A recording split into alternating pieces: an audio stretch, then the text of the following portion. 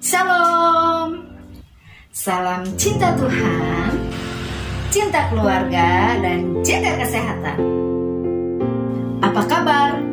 Selamat berjumpa di Alpetra Ministry Channel.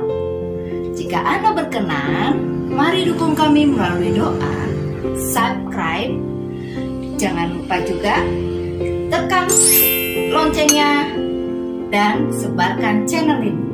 Kami berharap melalui penyebaran channel ini nama Tuhan dimuliakan. Terima kasih karena sudah mendukung kami. Tuhan Yesus memberkati. Maranatha.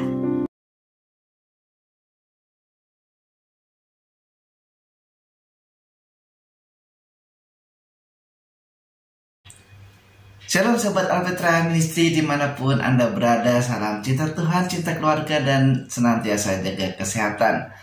Sahabat Alpetra, dengan kita selalu sehat, maka itu adalah wujud kita sebagai cinta kita kepada Tuhan, karena kita menjaga tubuh kita ini yang dipercayakan oleh Tuhan. Dan kalau kita sehat, juga kita bertanggung jawab dalam pekerjaan kita untuk menafkahi keluarga kita. Dan bahkan kita kalau sehat bisa membuat kita melakukan apa saja juga jadi enak ya. Termasuk kita berdoa, berserah, bersyukur kepada Tuhan. Karena kita cinta Tuhan, cinta keluarga, dan selalu sehat. Sobat Alpetra Ministry, saya percaya bahwa yang saya bagikan ini mungkin bukan sesuatu yang baru. Tetapi ada harapan saya Sobat Alpetra bisa mendapatkan hal yang baru ya dari apa yang akan saya bagikan ini. Sederhana saja, tetapi saya percaya ini akan menjadi berkat buat kita semua. Kita percaya dalam nama Tuhan Yesus Kristus dan kuasa Roh Kudus, maka firman yang ditabur tidak akan sia-sia, tetapi akan tumbuh dalam hati kita dan akan berbuah banyak, berbuah lebat demi kemuliaan nama Tuhan Yesus Kristus. Amin. Sobat Alpetra, saya ingin mendasari dengan firman Tuhan tentunya ya, karena saya ingin bagikan tentang firman Tuhan nih. Mari kita membaca dari kitab Injil Yohanes pasal yang ke-6 ayat yang ke-10 sampai 14. Jika mungkin di dekat saudara ada Alkitab, bisa ikutan baca atau mungkin di HP-nya ya, bisa lihat dibuka Injil Yohanes 6 ayat 10 sampai 14. Ini peristiwa yang luar biasa sekali. Kita mulai membacanya. Kata Yesus, "Suruhlah orang-orang itu duduk. Adapun di tempat itu banyak rumput, maka duduklah orang-orang itu, kira-kira 5.000 laki-laki banyaknya." Nah, ini penekanannya 5.000 laki banyaknya. Itu belum perempuannya, belum anak-anaknya. Berarti lebih dari 5.000 ya ini ya. Nah, lalu Yesus mengambil roti itu, mengucap syukur dan membagi-bagikannya kepada mereka yang duduk di situ. Demikian juga dibuatnya dengan ikan-ikan itu, sebanyak yang mereka kehendaki. Wah, luar biasa ya. Boleh ngambil semaunya kita, kan sesuai dengan yang dikehendaki ya. Dan setelah mereka kenyang, ia berkata kepada murid-muridnya, "Kumpulkanlah potongan-potongan yang lebih supaya tidak ada yang terbuang." Nah, jadi jangan biasakan kalau makan sesuatu disisa-sisa, habisin. Karena dalam menghabiskan makanan yang sudah disediakan, ya memang sepiring makannya gitu, atau mungkin sebakul, ya jangan pernah buang makanan, karena itu tidak baik. Itu namanya kita tidak bersyukur sama Tuhan. Maka mereka pun mengumpulkannya dan mengisi 12 bakul penuh dengan potongan-potongan dari kelima roti jelai yang lebih setelah orang makan. Loh, kalau kita lihat tadi ya, di awalnya ya, sebetulnya hanya ada 5 roti. Dipotong-potong sama Tuhan Yesus, dibagiin, orang ngambil juga semaunya. Tetapi ternyata setelah orang makan, tersisanya itu bisa sampai 12 bakul penuh. Ada orang yang menafsirkan, ya karena orang Yahudi itu kan orangnya gengsian katanya. Jadi waktu ada anak kecil maju, ya kalau baca ayat sebelumnya nih saudara-saudara, itu orang-orang Yahudi itu malu dong, masa anak kecil aja ngasih, kita enggak, jangan kepada gitu, jadi kumpul banyak. Ya entahlah ya. Tapi yang saya tahu, yang saya yakini bahwa ini mukjizat Tuhan, karena kalau kita baca di ayat yang ke-11, di situ ada kuasa Tuhan yang terjadi. Ayat 14, ketika orang-orang itu melihat mukjizat, nah kan mukjizat kan yang telah diadakannya, mereka berkata, dia ini adalah benar-benar nabi yang akan datang dalam dunia. Oh, coba. Ya, betul kan mukjizat? Nah, di sini ada yang menarik tuh sesudahnya. Kalau saudara membaca terus ya, Filipus itu dia sempat agak-agak gimana ya? Agak-agak protes lah gitu. Waduh, ini gimana nih? Kalaupun misalnya ada uang ya, waktu itu ada uang 200 dinar gitu, terus kita pakai buat beli makanan buat 1000-an orang begini ya, nggak akan cukup nih katanya.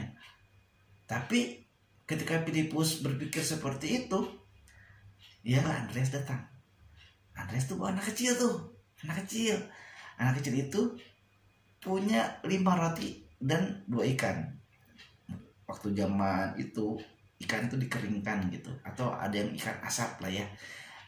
Coro Jawa mangut. Nah, gimana mangut ya? Wah, itu enak sekali tuh. Nah, Andreas juga berpikir, waduh, ini cuma ada 5 roti, 2 ikan, cukup kan nih ya? Sama dengan Filipus dia pikirannya. Dia terfokus kepada anak kecil yang bawa 5 roti, 2 ikan. Kalau Filipus berpikir, waduh, uang segini aja nggak bakalan cukup nih beli untuk banyak-banyak orang seperti ini. Nah, tapi coba lihat, ketika Tuhan Yesus mengatakan sini, kalau dia mengucap syukur, membagi-bagikannya, ya murid-muridnya sih disuruh bagi-bagiin itu, bagian, dan mukjizat terjadi. Artinya apa? Bahwa Tuhan ingin mengajarkan kita, kamu jangan terpaku pada cara lama. Coba lihat sekitarmu, gitu kata Tuhan. Coba berserah kepada Tuhan Yesus. Apalagi saat itu ya ada Tuhan Yesus gitu. Kita akan melihatnya ya. Saya ingin mengajak kita memperbaharui pikiran lama kita dengan pikiran yang baru. Yang pertama paling penting, jangan batasi kuasa Allah. Seringkali kita begitu membatasi kuasa Allah, ya sampai-sampai ada orang yang nggak mungkin lah, Tuhan Yesus itu Allah. Mau tahu videonya? Tonton ya. Nih, Pak Pendeta Antoni menjelaskan tuh. Dan baca simpel aja. Jangan batasi kuasa Allah. Allah mau jadi bentuknya seperti Tuhan Yesus, mau dia menjadi seperti Maria misalnya, mau dia bisa menjelma menjadi siapalah gitu, bisa aja kan. Kalau Anda enggak mengamini itu, berarti Anda nggak percaya kalau Allah Maha Kuasa dong. Berarti Anda nggak percaya Allah dong, ya kan? Nah, itu simpel aja. Jadi saya ingin mengajak kita untuk biasakan hayalan itu, imajinasi itu mengawang-awang. Nggak, maksudnya gini saudara ya. Jadi ketika ada anak kecil mempersembahkan yang dia punya, ya, dengan terbatas, cuma ada 5 roti dan 2 ikan, tapi hasilnya ia percaya bahwa ketika dia bawa ini kepada Tuhan Yesus, menyerahkan ini kepada Tuhan Yesus, ini akan terjadi mukjizat. Saudara, jangan batasi kuasa Allah. Kalau kita merasa hidup kita ini, ya Tuhan, aku ini serba terbatas, serba kekurangan, serba nggak bisa Tuhan, bawa itu kepada Tuhan. Justru itu kuncinya. Bawa kelemahan kita kepada Allah, dan nantikan mukjizatnya yang akan terjadi. Lihat saudara, Tuhan Yesus tidak hanya ngasih makan, tuh kenyang karena habis maunya kan, tuh kenyang udah, nggak tanya masih tuh buat di rumah bawa pulang tuh, masih juga ada sisanya 12 bakul atau 12 keranjang ya, diceritakan dalam firman Tuhan ini. Jadi ketika keterbatasan kita bawa sama Tuhan, Tuhan akan berikan, dan tidak hanya diberikan satu, tapi juga ada kelebihannya. Itu makanya jangan batasi kuasa Allah. Keterbatasan kita bukan keterbatasan Allah. Jangan batasi kuasa Allah. Nah, oleh karena itu yang kedua, jangan terpaku pada cara lama. Sering kan kita ngomong, wah itu nggak gitu, itu dulu bikinnya bukan gitu, itu dulu bikinnya kayak gini, misalnya gitu ya. Wah dulu mah HP-nya dipencet-pencet, kok sekarang dicuel-cuel. Ini sambil cuel-cuel. Atau nggak bisa pakai cara itu, kita ini udah dari zaman bahula. Waduh, itu cara lama, itu komentar yang sering kita dengar, ya.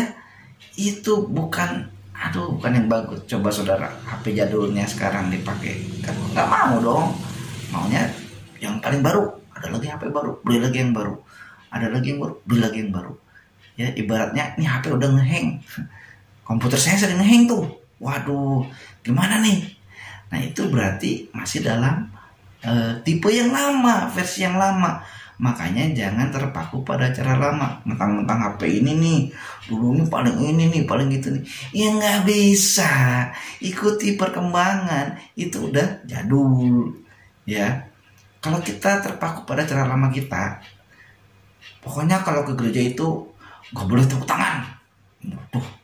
Pokoknya kalau lagi khotbah itu pendetanya harus begini, harus begitu. Waduh, ya kan?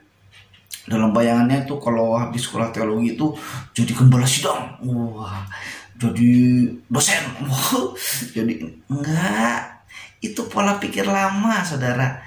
Sobat Alpetra, bagi Anda nih remaja atau pemuda yang masuk sekolah teologi, pikirkan baik-baik, renungkan baik-baik tujuan Anda masuk sekolah teologi apa. Dan bagi Anda yang punya mungkin inovasi baru, pikirkan baik-baik, inovasi ini apakah memuliakan Tuhan atau enggak. Dan jangan pakai cara lama, pakai cara yang terbaru. Supaya apa? Dengan keterbatasan kita tinggalin cara yang lama. Itu kan gara-gara cara lama itu, ya. Gara-gara cara lama kita jadi membatasi diri kita sendiri gitu. Coba kita buka hati kita, coba kita buka pikiran kita dengan hal-hal yang baru. Siapa tahu dari hal-hal yang baru itu justru memberikan pencerahan atau juga kemajuan buat kita. Nah, yang ketiga, saya mengajak kita ingin coba lihat sekitar, ya. Tuhan Yesus peduli dengan orang-orang di sekitarnya, orang-orang yang mendengarkan khotbah dia, ya, ikuti dia mungkin dari pertama dia berangkat gitu sampai ke atas bukit itu, mungkin udah ada yang berhari-hari ya ikut sama Tuhan ya. Tapi kita mau belajar, lihat sekeliling kita, ya. 5 roti dan 2 ikan itu bukan hal besar.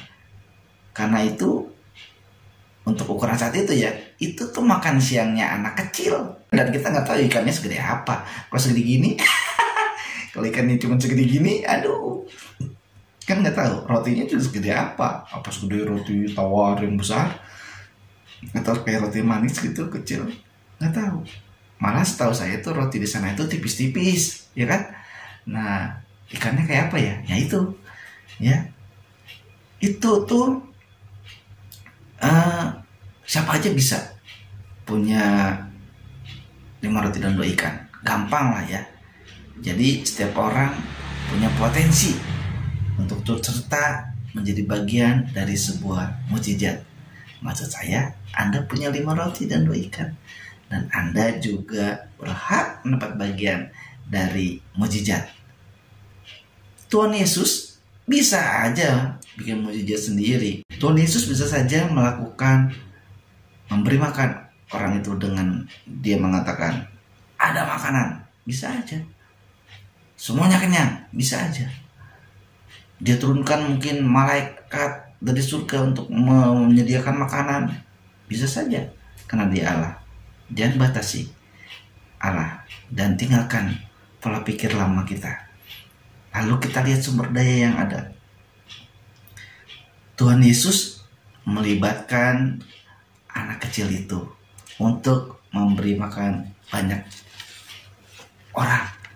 Ya, Tuhan Yesus melibatkan, dan dia melihat di sekitarnya bahwa ini akan menjadi sebuah kesaksian yang besar melalui seorang anak kecil.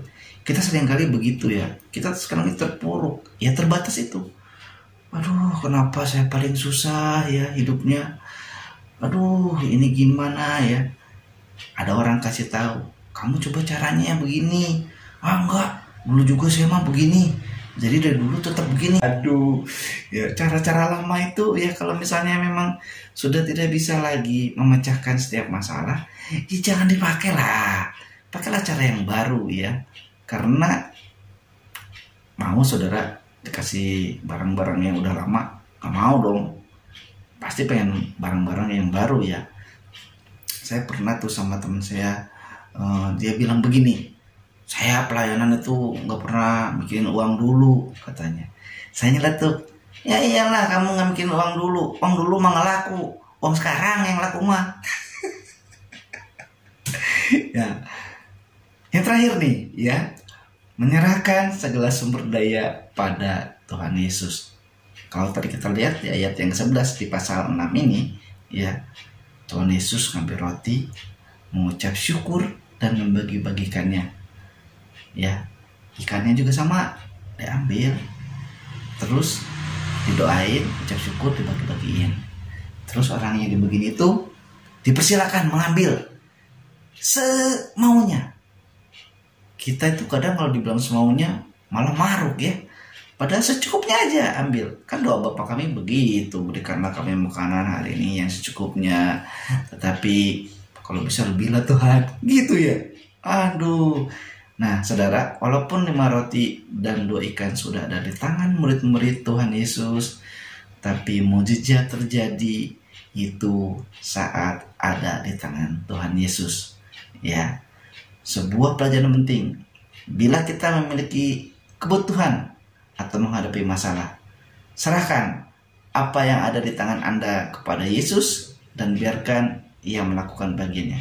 Sekali lagi saya mau katakan, kalau Anda memiliki kebutuhan atau menghadapi masalah, serahkan apa yang ada di tangan Anda kepada Yesus. Serahkan apa yang Anda membebani ini kepada Yesus. Dan biarkan Tuhan Yesus melakukan bagiannya. Salah satu cara terbaik untuk mengatasi masalah adalah dengan memiliki sikap yang tepat untuk menghadapinya. Demikian renungan dari saya. Kiranya ada hal yang baru untuk Anda dan Anda bisa berpikir dengan tidak membatasi pikiran Anda dengan cara-cara yang lama, tapi Anda bisa melihat ke sekeliling apa yang bisa menjadi berkat buat orang lain dan buat diri sendiri, dan juga tetap yakin bahwa Tuhan Yesus ada bersama-sama dengan kita. Salam cinta Tuhan, cinta keluarga, dan jaga kesehatan. Immanuel.